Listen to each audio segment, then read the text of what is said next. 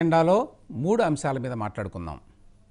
మొదటిది, కోర్టు ధిక్కరణ నేరం కింద సీనియర్ న్యాయవాది ప్రశాంత్ భూషణ్ ₹1 జరిమానా చెల్లించాలని సుప్రీంకోర్టు ఆదేశించటం.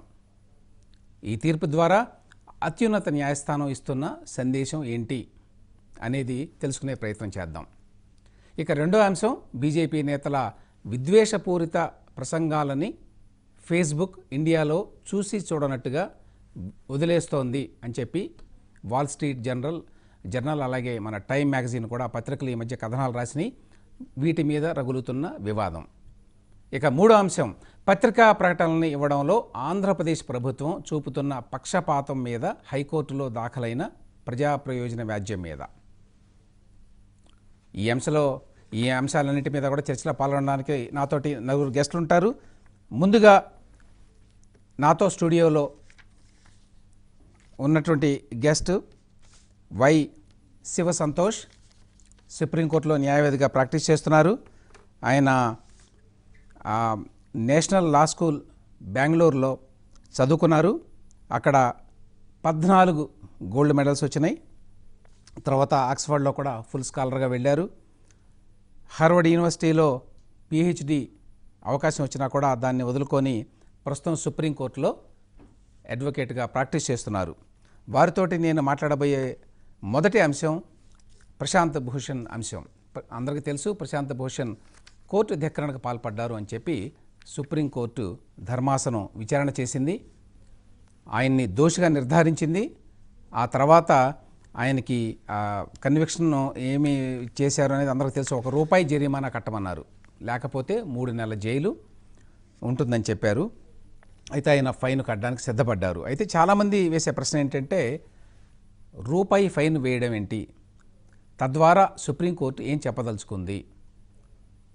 రెండో అంశం, కోర్టు ధిక్కరణకి పాల్పడితే ₹1 జరిమానాతోటి సరిపెడతారా అనే అనుమానం కూడా చాలామందికి వస్తుంది. ఎందుకంటే మనకి అందరికీ తెలుసు, ఆంధ్రప్రదేశ్లో అక్కడ హైకోర్టు ముందు కూడా కోర్టు ధిక్కరణ కేసులు ఉన్నాయి. చాలామంది అధికార పార్టీకి చెందినటువంటి సానుభూతి పరులు, మద్దతుదారులు అనేక అంశాల్లో కోర్టు ప్రభుత్వానికి వ్యతిరేకంగా తీర్పులు ఇచ్చినటువంటి నేపథ్యంలో ఫేస్బుక్ ఇతరత్ర సోషల్ మీడియాలో న్యాయమూర్తుల మీద కొన్ని కామెంట్స్ పెట్టారు, అభ్యంతరకర అశ్లీల కామెంట్స్ పెట్టారు.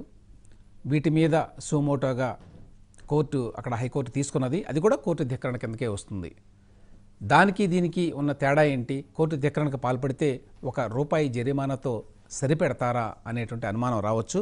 సో మొదటగా నేను సుప్రీంకోర్టు న్యాయవాది శివ సంతోష్ గారిని అడిగే ప్రశ్న ఏంటంటే, ₹1 ఫైన్ వేయడం ద్వారా సుప్రీంకోర్టు ఏ రకమైన సందేశం ఇస్తోంది? శివ సంతోష్. దీంట్లో సుప్రీంకోర్టు ఇచ్చే సందేశం ఇస్ వెరీ క్లియర్.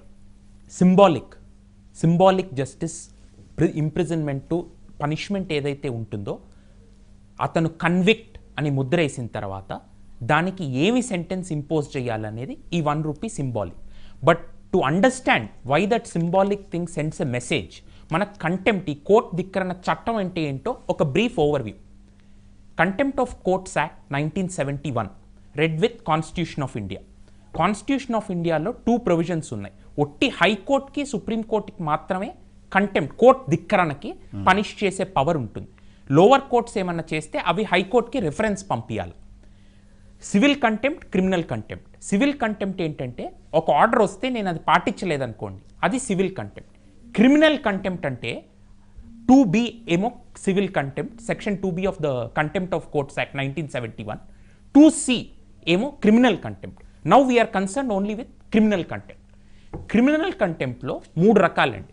ఒకటేమో scandalises or tends to scandalise or lowers or tends to lower the authority of court.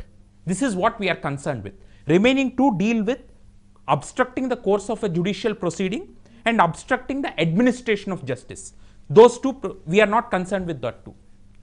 మొదటి దానితో scandalising the authority of court. ఇది ఏంటండి? అసలు కోర్ట్కి మనం ఎందుకు రెస్పెక్ట్ ఇవ్వాలి? కోర్ట్స్ అంటే why do they occupy such a important position? ఈ దేశంలో రాత్రి 1 o'clockకి కూడా ఒక మనిషి వెళ్ళి కోర్ట్ మెట్టులు తొట్టి ఐ వాంట్ జస్టిస్ అంటే కోర్టులు the doors of justice are open. ఈ నేపథ్యంలో ఇంకొకటి, కోర్టులు they are not concerned with the politics, they are not concerned with all this. What they are concern, చట్టం ఏంటి, దాన్ని మనం ఎట్లా ఇంటర్ప్రెట్ చేస్తున్నాం. వీళ్ళందరూ ఎలెక్ట్ అయిన వాళ్ళు కాదు. వాళ్ళు వెళ్ళి రేపు వాళ్ళ మీద వచ్చే ఆమోదాలు జస్టిఫై చేసుకోలేరు. నేను ఇఫ్ ఐ కాల్ ఒక పర్సన్ని తిట్టాను అనుకోండి, అతను రేపు వచ్చి నన్ను తిట్టడం మీరు తప్పు, ఇది నాది వర్జను అని చెప్పుకోగలుగుతాడు మీ ముందుకు వచ్చి. కోర్టు జడ్జిలు ఎప్పుడు బయటికి రారు, వాళ్ళు ఓన్లీ వాళ్ళ జడ్జిమెంట్స్ ద్వారా మాట్లాడతారు. ఇది ఈ నేపథ్యంలో కంటెంప్ట్ చట్టం అనేది వచ్చింది. మొదటి నుంచి కూడా 1740లో ఫస్ట్ కన్విక్షన్ ఫర్ కంటెంప్ట్ వచ్చిందండి, లార్డ్ హార్డ్విక్. అప్పటి నుంచి ఇప్పుడు వరకు ఎప్పుడు కంటెంప్ట్ చట్టం కింద తక్కువే ఇస్తా వచ్చారు. ఎందుకంటే వాళ్ళు ఒక సందేశం పంపుతున్నారు, మీరు చేసింది తప్పు కానీ మేము మీ అంత దిగజారం, ఎందుకంటే మా షోల్డర్స్ ఆర్ చాలా లార్జ్ షోల్డర్స్. మీరేమన్నా అనుకోండి, ఇప్పుడు ఎలిఫెంట్ నడుస్తుంటే కుక్క మొరిగితే ఏం చేస్తుంది ఎలిఫెంట్, ఓ నిమిషం ఇట్లా చూసి చూడనట్టు వదిలేసి వెళ్ళిపోతూ ఉంటుంది. ఇది అంతే, మీరు చేసిన తప్పు, అది ఎందుకు తప్పు ఇది జడ్జిమెంటు, కానీ మీరు చేసిన తప్పుకి మేము ఏమి సెంటెన్స్ ఇంపోజ్ చేయాలనేది సింబాలిక్గా ఒక సందేశం పంపే సెంటెన్స్ ఇంపోజ్ చేశాం. ఇక్కడ ప్రశాంత్ భూషణ్ గారు ఈ జరిమానా విధించిన తర్వాత కోర్టు అన్న మాట ఏంటి, I propose to submit to the order, ఈ కోర్టు ఇచ్చిన order and respectfully pay the fine అని ఆయన అన్నారు. అయితే అంతకుముందు జరిగినటువంటి వాదోపవాదాల్లో కోర్టు ఆయన్ని అపాలజైజ్ చేయమని, క్షమాపణ కోరమని అడిగింది. అయితే ఆయన దానికి నిరాకరించారు. అట్లా నిరాకరించడాన్ని ఎట్లా చూస్తున్నారు మీరు? అది తన హక్కు అండి. ఎందుకని చెప్పాలంటే ఇప్పుడు కంటెంప్ట్ ఆఫ్ కోర్ట్ యాక్ట్ కిందే ఫెయిర్ క్రిటిసిజం అంటే ఒక జడ్జిమెంట్ ఎందుకు తప్పో నేను చెప్పచ్చు. చట్టం ఇది, ఈ పేదాల్లో జడ్జి తప్పుగా అర్థం చేసుకున్నారు లేకపోతే తప్పుగా అర్థం చేసుకున్నారని సబ్స్టెన్స్తో క్రిటిసైజ్ చేయొచ్చు, చిల్లరగా మాట్లాడకూడదు. ఏది మోటివ్స్ అట్రిబ్యూట్ చేసో ఈ జడ్జి ఇట్ట అంటాడు కాబట్టి ఇట్ట రాశాడంటాం, అది తప్పు, that is barred by law, that is punishable.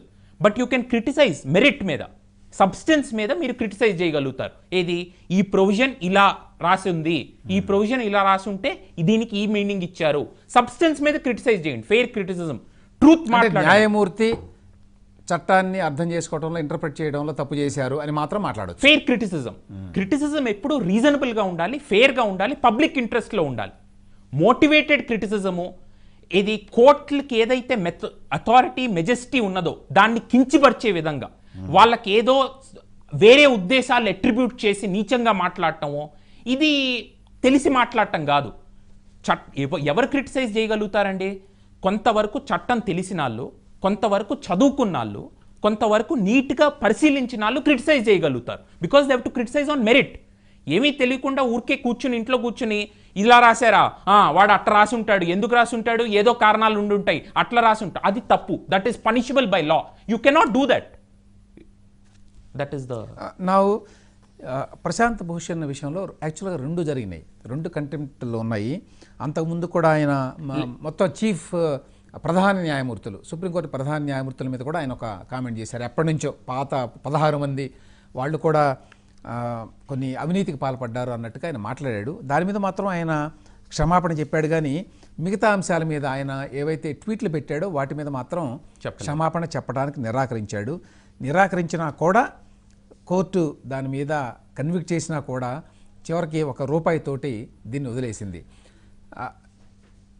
ఈ విషయంలో ఇక్కడ అడ్వకేట్ జనరల్ ఆయన పాత్ర ఏంటండి? ఆయన ఏం చేశారు ఇందులో? ఆయన కూడా ఇందులో కోర్టు ఆయన వెర్షన్ కూడా తీసుకుని, దీనికి మనం again contempt of courts act చట్టం చూడాలండి. ఆ చట్టంలో ఏంటంటే ఇప్పుడు కోర్టు దాని అంతటా స్యూమోటో తీసుకుందనుకోండి, advocate general, attorney general roles ఉండవు.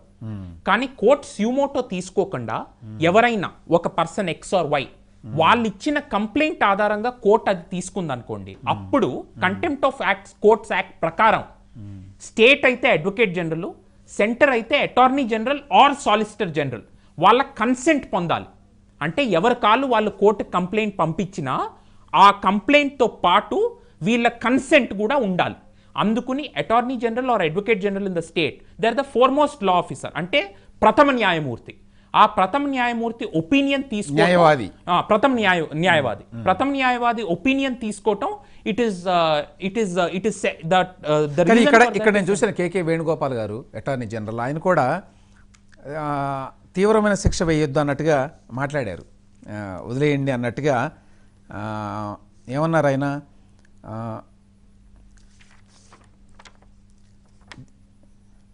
ఆయన కనుక వదిలేస్తే it will be tremendously appreciated if the court leaves it at that. ఇక్కడతో దీన్ని వదిలేస్తే అది న్యాయస్థానానికి మంచిది అన్నట్టుగా మాట్లాడారు. ఎందుకని? ఎన్నో విషయాలండి. ఇప్పుడు 1971 నుంచి మనం తీసుకుంటా వస్తే ఎంతో మంది లీడర్స్ మాట్లాడారు. కేరళ చీఫ్ మినిస్టర్ ఉండేవాడు ఈఎంఎస్ నంబూద్రిపాదన్. జడ్జిలకి ఏమీ తెలీదు, మార్క్స్ లెనిన్ ఏమి చెప్పారు, ఉన్న వాళ్ళకే కోసం కోర్టులు ఉన్నాయి అని చెప్పాడు. అది కంటెంప్ట్ కేసు సుప్రీంకోర్టు వరకు వెళ్ళింది. 50 రూపాయలు జరిమానా వేశారు అప్పట్లో. ఎందుకు వేశారు? నీకు మార్క్సే అర్థం కాదురా, నువ్వు ఎందుకు అర్థం చేసుకున్నావు మార్క్స్, ఇది తప్పు అని ఇంత జడ్జిమెంట్ రాసి మార్క్స్ ఎందుకు తప్పుగా అర్థం చేసుకున్నాడో చెప్పి చేశారు. శివశంకరన్ ఉండేవాడు, ఆయన former judge, union law minister చేశాడు తెలుగు ఆయన కూడా ఇట్లాగే అన్నాడు, అప్పర్ క్లాస్ బయాస్ ఉంటుంది జడ్జిలకి అని. ఆయన్ని కూడా అంతే. మా షోల్డర్స్ చాలా బ్రాడ్ అండి. వాళ్ళు ఏం చేస్తున్నారంటే మీరు చేసింది తప్పని మీకు తెలియాలి, అది తెలియాల్సిన కారణాలు ఇవి చేయటం వల్ల కోర్టుకి ఇబ్బంది, అంతవరకు చెప్పి ఊరుకుంటున్నారు అంతే. అందుకని సివియర్ పనిష్మెంట్ ఇవ్వడానికి ఇష్టపడలేదు. ఒకసారి సందేశం ఇవ్వటమే వాళ్ళు ఇచ్చే పనిష్మెంట్ అండి కంటెంప్ట్ కింద. రైట్. సెకండ్ ఇంపార్టెంట్ పాయింట్ ఏంటంటే